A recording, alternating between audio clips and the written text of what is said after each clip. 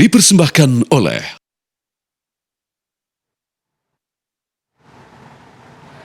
pemirsa. Anda menyaksikan segmen Pesta Bola Dunia. Ya, demam Pesta Sepak Bola Dunia 2026 tidak hanya terasa di stadion tempat pertandingan berlangsung. Di New York, salah satu titik yang menjadi magnet ribuan penggemar sepak bola adalah Fan Village resmi di Rockefeller Center. Sabtu malam waktu New York, ribuan penonton memadati kawasan ikonik tersebut untuk menyaksikan laga perempat final antara Argentina melawan Swiss dengan atmosfer yang tak kalah meriah dibandingkan di dalam stadion.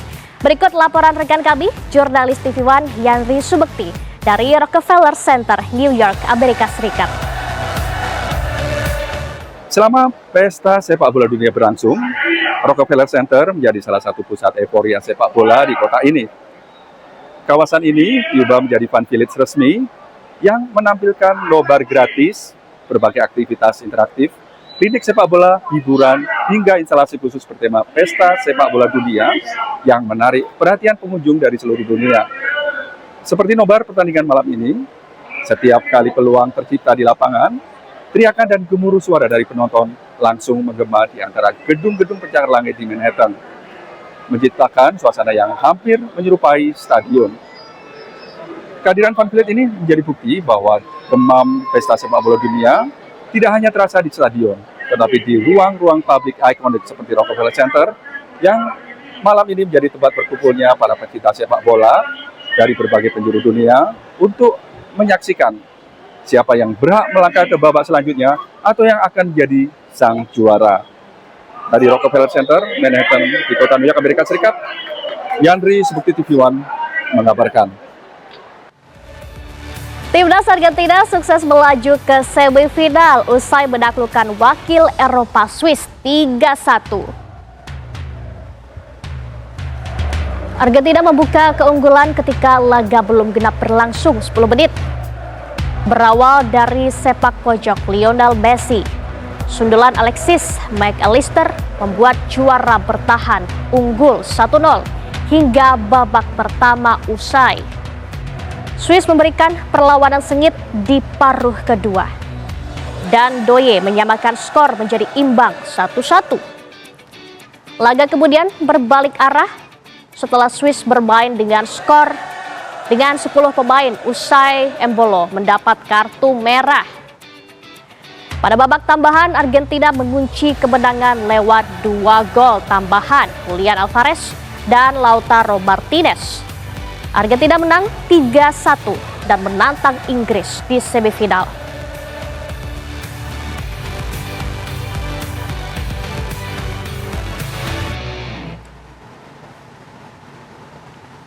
Ya, timnas Inggris sukses melangkah ke semifinal usai mengandaskan perlawanan Norwegia dengan skor 2-1.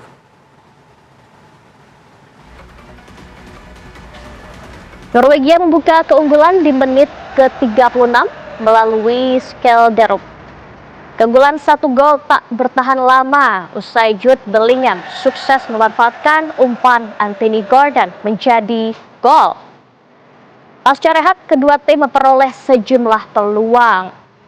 Namun tak ada gol tercipta hingga waktu normal usai. Jude Bellingham kemudian muncul sebagai pahlawan kemenangan lewat golnya di awal masa extra time. Skor akhir, Inggris menang 1-2 dan melaju ke semifinal.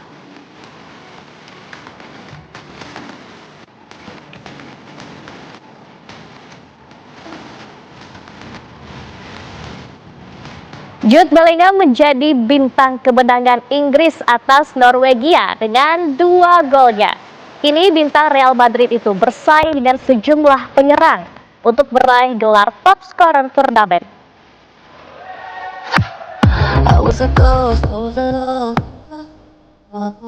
Jude Bellingham saat ini menjadi gelandang paling produktif di pesta sepak bola dunia lewat torehan 6 golnya.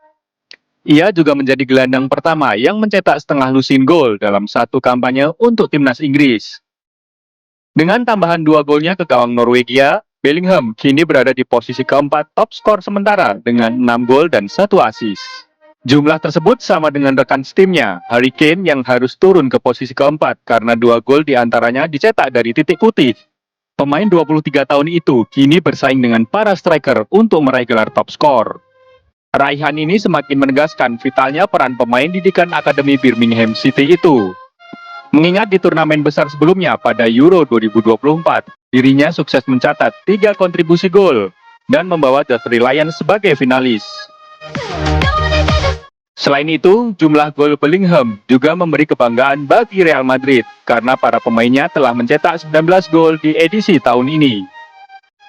Jumlah gol tersebut lebih banyak daripada tim lain manapun, termasuk Paris Saint-Germain yang memiliki total 14 gol.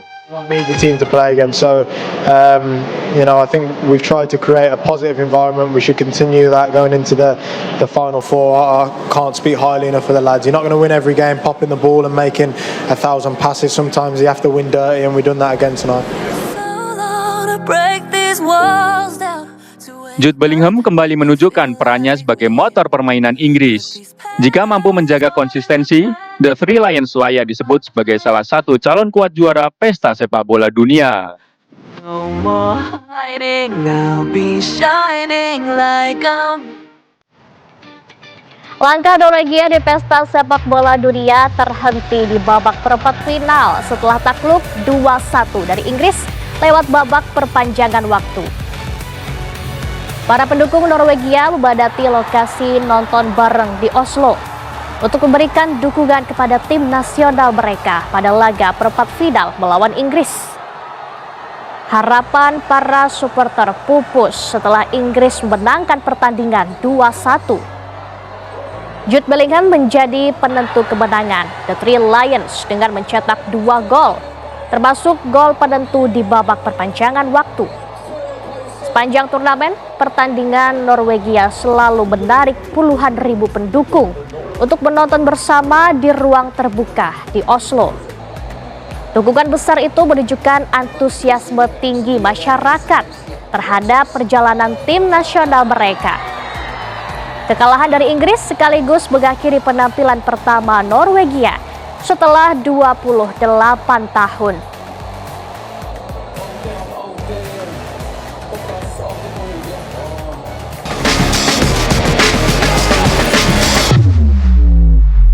Dipersembahkan oleh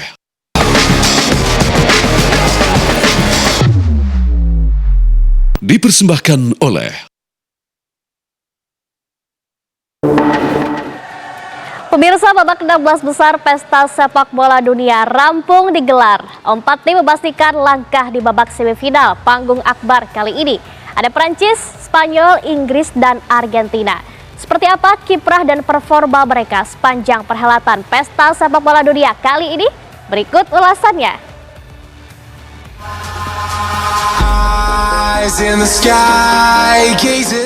Tiga wakil raksasa Eropa menghiasi daftar list semifinal pesta bola dunia kali ini. Ditambah satu kontestan yang memiliki tradisi dan histori dari benua Amerika Latin, yakni Argentina. Melakoni start yang sempurna di fase grup J, Argentina langsung membuktikan diri bahwa mereka merupakan salah satu kekuatan sepak bola dunia dengan segudang trofi dan histori. Terbukti Jordania, Austria, dan Aljazair menjadi santapan Messi dan kolega di fase grup. Raihan impresif ini mengantarkan La Albiceleste berjumpa Tanjung Verde. Kendati tertatih-tatih, pasukan Lionel Scaloni mampu mengatasi wakil Afrika tersebut secara dramatis 3-2. Kemenangan ini mengantarkan tim Tenggo bersua Mesir di 16 besar. Lagi-lagi, tanpa ampun, sihir Messi membuat publik sepak bola terpana. Tertinggal 2 gol, Argentina mampu comeback dan menang 3-2. Hasil ini membuat dunia yakin jika ini adalah last dance La Pulga beserta sang trofi kedua di pesta bola dunia kali ini. Dan kini, Argentina hadir di semifinal usai menyingkirkan Swiss. Lagi-lagi, Messi akan menjalani ujian berat kala berjumpa Inggris.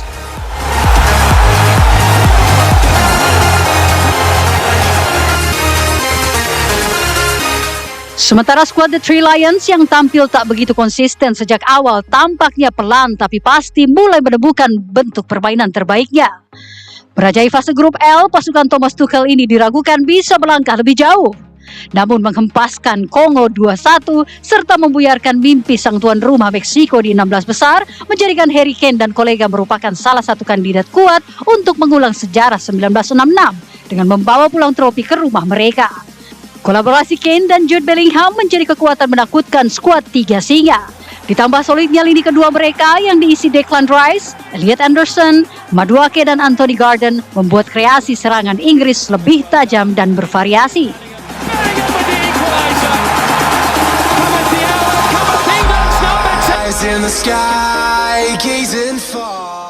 Namun selain Inggris dan Argentina, Prancis tiba di Amerika dengan skuad mentereng yang luar biasa. Dihuni bintang-bintang terbaik Eropa, Prancis merupakan salah satu tim paling produktif sepanjang gelaran pesta sepak bola dunia kali ini. Kylian Mbappe, Ousmane Dembele, Michael Olise, Bartley Barcola, serta Desire Doué merupakan kumpulan superstar dengan nama besar yang begitu menakutkan bagi lini belakang lawan. Le Bleu tak tersentuh di fase grup. Senegal, Irak, dan Norwegia menjadi korban keganasan barisan depan Prancis. Di fase gugur pun pasukan Didier Deschamps ini kian tak terbendung. Swedia takluk 3-0 dan Paraguay disingkirkan melalui gol sebatawayang Kylian Mbappe. Tak cukup sampai di situ, Maroko yang datang dengan segudang pujian pun mereka taklukkan dengan 2 gol tanpa balas. Kini siapa lagi yang masih meragukan ketajaman serta produktivitas Le Bleu?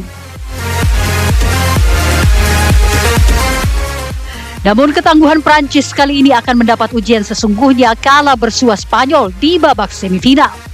Kendati terlambat start saat ditahan imbang Tanjung Verde pada laga pembuka grup, namun anak-anak asuh Luis de la Fuente ini lebih matang dalam menghadapi partai krusial.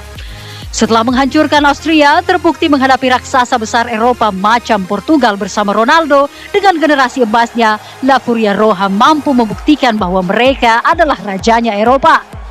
Bahkan Belga yang mencoba mengganggu dominasi mereka pun terpaksa harus angkat kaki usai takluk 2-1. Kini Spanyol dihadapkan dengan tantangan sesungguhnya kala bersua Prancis di semifinal pesta bola kali ini.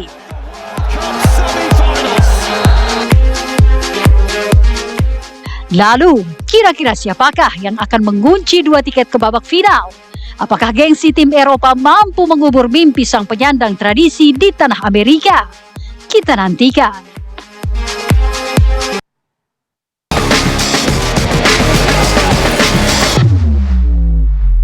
Dipersembahkan oleh